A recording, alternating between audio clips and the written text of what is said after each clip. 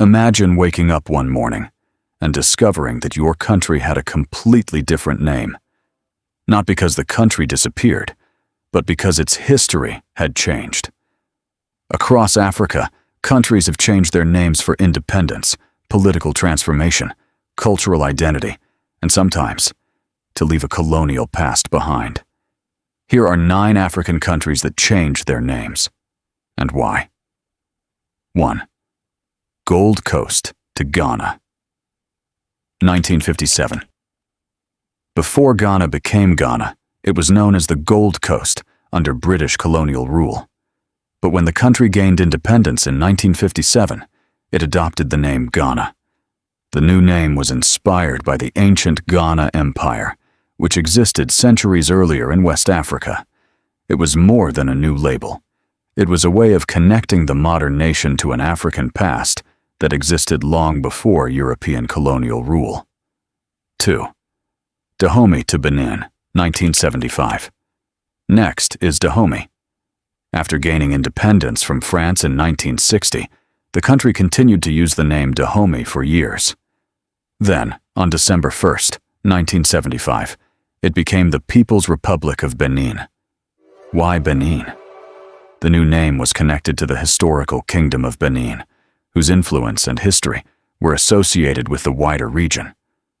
The change also reflected the country's new political direction under the government of the time, and eventually, the official name became simply the Republic of Benin. 3. Upper Volta to Burkina Faso, 1984. This one is especially interesting. The country was once called Upper Volta, a name associated with the Volta River system. But in 1984, revolutionary leader Thomas Sankara changed the country's name to Burkina Faso. The name combines words from 2 major languages of the country and is commonly translated as Land of Upright People or Land of Incorruptible People. Sankara wanted the new name to represent a new national identity, one that was independent from its colonial past. 4. Northern Rhodesia, Zambia, 1964. Before Zambia became Zambia, it was known as Northern Rhodesia. That name was connected to British colonial rule and the Rhodes family. But when the country gained independence in 1964, it became Zambia. The new name was derived from the Zambezi River, one of the most important rivers in southern Africa. So the country moved from a colonial reference to a name connected to its own geography. 5. Nyasaland to Malawi, 1964. Another country that changed its name at independence was Malawi. Under British rule, it was called Nyasaland. In 1964, it became independent and adopted the name Malawi. The new name was associated with the historical Maravi states and traditions of the region. Once again, independence brought more than political freedom. It also brought a new national identity. 6. Tanganyika plus Zanzibar to Tanzania, 1964. This one wasn't simply a name change, it was a merger. Tanganyika became independent in 1961. Zanzibar became independent in 1963. Then, in 1964, the 2 states united. The resulting country eventually became known as the United Republic of Tanzania. The name itself combines Tanganyika and Zanzibar. So Tanzania wasn't simply given a new name. It was born from the union of 2 countries. 7. Rhodesia to Zimbabwe, 1980. Now to Southern Africa.